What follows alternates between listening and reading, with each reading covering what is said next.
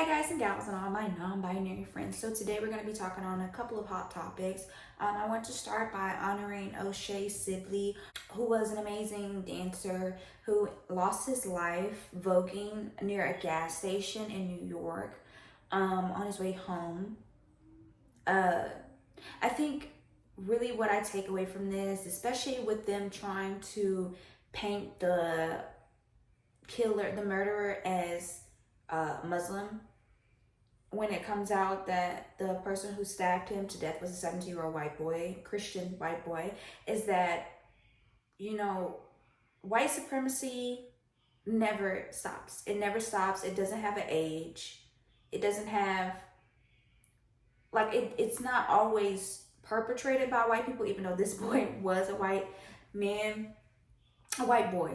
I think we don't really realize how much of an effect it has on us, right? I think when I think about, because I also want to talk about the Riverboat Brawl, and for me, it's all connected in a sense of people don't realize the same reason why those white people felt emboldened to beat and fight and threaten those black people in Montgomery is the same reason why this white boy felt emboldened to stab this black man for dancing to a Beyonce song. You understand what I'm saying? And when black people, specifically, right, this is an intra-community conversation, when black people feel the need to rally around the race war, the Riverboat race war, we forget that the same thing that's making this happen is the same thing that kills queer black folks. It's the same thing that kills black women. This same idea of conform. You need to be white. You need to be straight. You need to be able-bodied. You need to be cisgendered. All of those things are under the umbrella of white supremacy, and it's affecting us in different ways. But because you only see your oppression in one way, you cannot comprehend that all of it is the same thing. When like Nikki Giovanni told James Baldwin, when the black man comes home from being beat down by the white man, he comes home and he beats down his wife, his children. He beats down the queer neighbor, right? And I'm not saying this to attack black men. I'm saying this because it's not just black men, right? Black women are also indoctrinated to only see black men's pain. They are also indoctrinated to be transphobic because to them, transness is a threat to their womanhood, right? When womanhood was never even given to them, right? And so we've just seen an uptick of queer misogynoir, just white supremacist rhetoric being spewed by black people, right? And them not even understanding that what they're doing, what they're upholding is the same thing that puts a boot on their neck, right? Because I'm just thinking back to Jess Hilarious' reaction to a trans woman saying that women do not own periods, and it's like black women don't even own womanhood. So for you to be upset and talking about real women, but at the same time defending Tory Lanez and saying that Megan Thee Stallion is a liar, when people even use transness, Megan's alleged transness, as just to justify Tory Lanez shooting her, it's just like all of this it's all the same thing, and people really don't see it. And I normally don't try to blend my topics like this, but I'm just watching it all unfold, and I'm like, y'all really don't see how it's all connected. That white boy killed Oshae simply because he was not conforming in a way that the white boy was thought to be acceptable. It's bad enough that you're black, but you dare to be black and gay. Those white men felt that they could sit there and hog the dock because they're white. And you have the audacity as a black security guard to explain to me why I can't do this? No, I'm about to beat your ass. You know what, Jason Aldean, you dare to do this in a small town? Also, stop fucking using that song in y'all's videos, because it's literally just doing the opposite of what you want to do. You're trying to use it ironically, and you're literally just giving that man money. I also wanted to speak on the fact that us retweeting and liking, I understand it. I bookmarked a lot of stuff. I enjoyed that information being brought to me, but you're also putting those black people in harm of being persecuted by the state. People were like, the swimmer, he's underage, don't be putting him online. all you're doing is just putting a bunch of evidence in front of the state to use to persecute people. They're looking for some guy who allegedly had a chair and was hitting people, but I didn't see no video with no man hitting a chair. But I think it's very important to people really don't realize how much power they have when they're retweeting and stuff like that. Carly Russell got caught up because she was Googling. She used her own private Google to like find information. You don't think they gonna use that public information of y'all retweeting all of that to lock up those black people too? I just think we have to be very cautious when it comes to what we retweet, what we spread, what we share.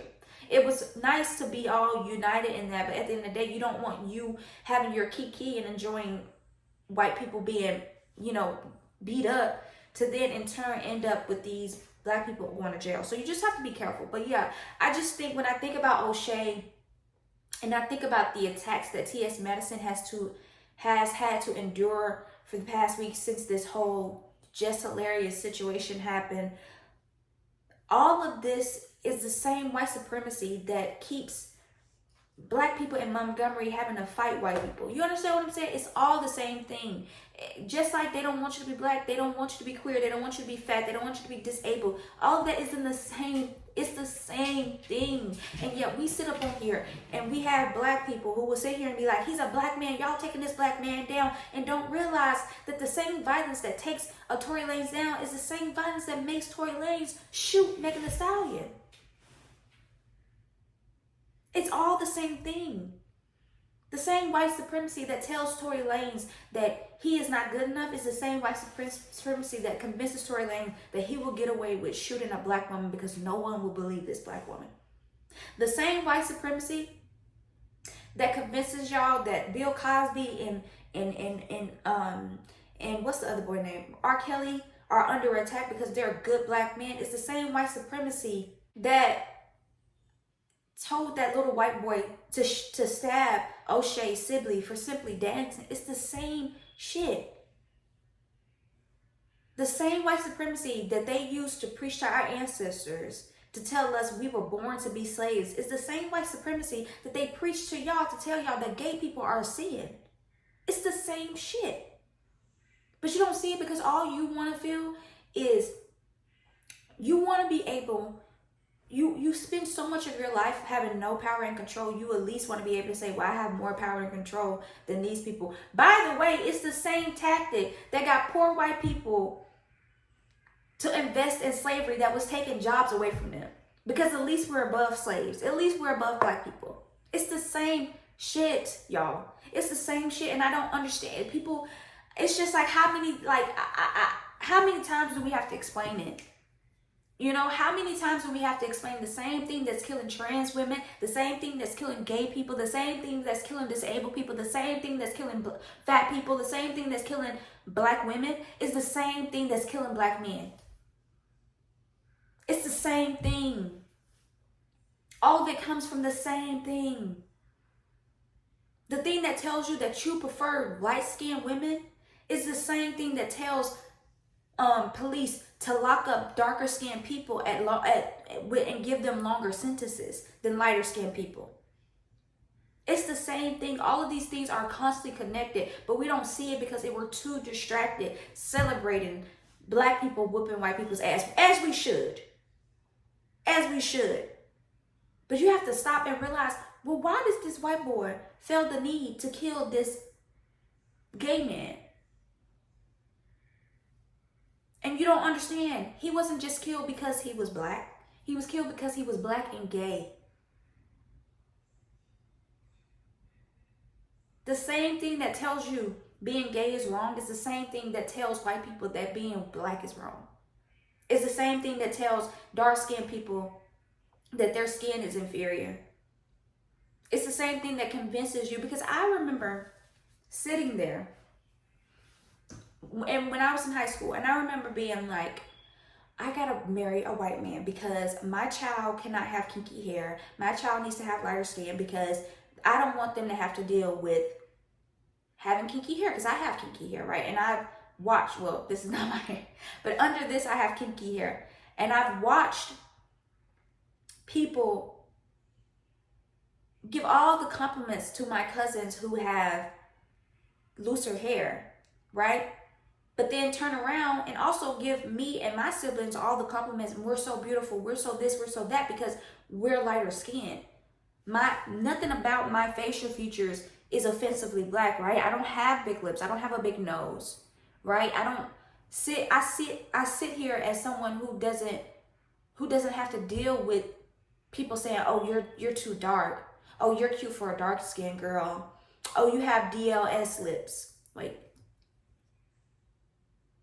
it's DSL lips. DS lips, right? Dick sucking lips. I didn't have to deal with that, right? And so as a survival instinct, when I thought about having kids, right? Because again, I was indoctrinated to believe that that was just something that was going to happen, period, right? I've never in my life ever wanted children, but I knew that that was something that was just going to happen based off that same white supremacy, right? Was saying, okay, well, what do I need to do for my children to make sure that they don't have to live harshly? But unlike so many people, I inspected that and I realized why is it that they're going to live harshly because they have darker skin and they have a kinkier texture or they have fat nose and fat lips. It's because of that same white supremacy that tells me that I have to have children, that I have to make sure that those children keep lighter skin. It's the same white supremacy that made me afraid that I would go to hell because I didn't just like men. I also like women and everything in between. So many people are taught so many lessons when they're kids, and they also just internalize things that aren't even taught to them necessarily. You watch your dark-skinned cousin be belittled and demeaned for being dark-skinned and fat. You watch your lighter-skinned cousin be upheld as this beautiful thing because of her lighter skin, and you don't interrogate it. You just integrate it into your own thinking of how you want your children to look so they don't have to deal with that. Instead of being like, well, why would I change how my children look instead of changing how the world is and how I view it and how the people around me view it? All of that is the same shit. All of it is the same shit. And I want us, instead of sitting here and being like, well, it's a preference, and interrogate that preference. Where does it come from? It comes from me watching people praise my brother for having a light-skinned girlfriend. It comes from me watching people make your mama jokes about how my mama is dark-skinned and fat. Your mama's so dark, she da-da-da. Your mama's so fat, she da-da-da-da. All of that is the same shit. And when we don't interrogate it, white supremacy wins. When we don't interrogate it, white supremacy wins. And I know people sit here and they're like, white supremacy, white supremacy. But yes, because all of that is just getting you closer to what we've been taught in a majority white country is the best. Skinny, cisgendered, heterosexual, able-bodied, and white. And if you can't get to white, you better be light. And if you can't be light, you better do what I did and put on a wig. Do whatever you can to get closer to those standards. And kill and hurt anyone who is not striving for those standards. That is what that white boy, that little 17-year-old boy was thinking when he stabbed that gay boy. I've been inundated with messages telling me that this is not okay, so I need to destroy you because how dare you not conform to what I've been taught is what you have to do.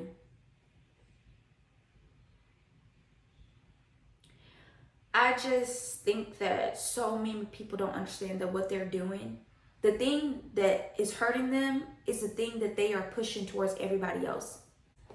I wish people would understand and interrogate things that come natural to them. Oh, check behind the baby's ear to see what color they're going to be. Why? Why do I need to do that? What am I doing that for? Why am I curious what color they're going to be? Why does it matter what color they're going to be? They're going to just be that color, so it doesn't matter. So why do I care? Oh, the daddy has light eyes. Let's hope that the baby has light eyes. Why do I care? Why does it matter if the baby has light eyes? What is that going to do for that baby? It's going to make it more attractive. Why does it make it more attractive? Also, why do I want my baby to be attractive? And what about the eyes being lighter? What about lighter eyes is better than brown eyes? What about lighter skin is better than darker skin? What about a skinnier body is better than a fat body? What about an able body is better than a disabled body? What about my straightness? How is someone's queerness a threat to my straightness?